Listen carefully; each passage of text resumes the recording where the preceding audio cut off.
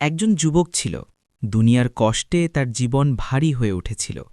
কাজ হারিয়েছে, বন্ধুরা দূরে সরে গেছে, পরিবারের কাছেও নিজেকে বোঝা মনে হতো। সে প্রতিদিন এক একজন মানুষের কাছে যেত, কখনো আত্মীয়, কখনো ধনী লোক, কখনো বন্ধুর কাছে। কেউ সাহায্য করত, কেউ ফিরিয়ে দিত। একদিন সে খুব ক্লান্ত হয়ে এক ধনী ব্যক্তির দরজায় গেল। দরজা বন্ধ। অনেক ডাকাডাকির পর ভেতর থেকে উত্তর এলো, আজ সময় নেই, অন্যদিন এসো। যুবকটি চুপ করে দাঁড়িয়ে রইল। তারপর ধীরে ধীরে হাঁটতে শুরু করল।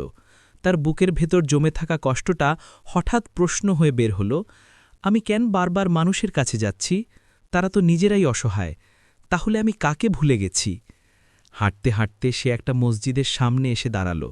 ভেতরে নিস্তব্ধতা। সে ঢুকে পড়ল, 2 রাকাত নামাজ পড়ল, তারপর হাত তুলল। কিন্তু কথা বের হচ্ছিল না, শুধু চোখ দিয়ে পানি পড়ছিল। অনেকক্ষণ পরে সে বলতে পারল, হে আল্লাহ, আমি মানুষের দরজায় গিয়েছি, অথচ তুমি বলেছিলে, আর তোমরা আমার কাছেই চাও, আমি তোমাদেরকে দেব। আমি ভুল করেছি, আজ আমি শুধু তোমার কাছেই চাই। তার কণ্ঠ কেঁপে যাচ্ছিল, তুমি তো সেই রব যিনি বলেন, যে ব্যক্তি আল্লাহর উপর ভরসা করে তিনি তার জন্য যথেষ্ট। ঠিক তখনই মসজিদের এক কোণে বসে থাকা এক ব্যক্তি তার কথা শুনছিলেন। তিনি ছিলেন একজন সৎ ব্যবসায়ী। যুবকের দোয়া তার হৃদয় কাঁপিয়ে দিল।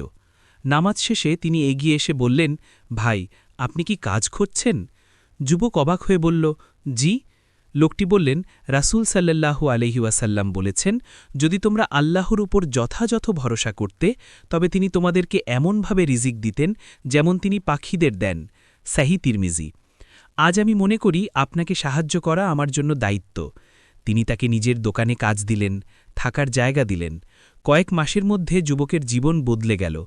একদিন সে সেই মসজিদে ফিরে এসে সিজদায় পড়ে কাঁদতে লাগল, হে আল্লাহ, তুমি আমাকে মানুষের কাছে নয়, নিজের কাছে ডেকেছিলে।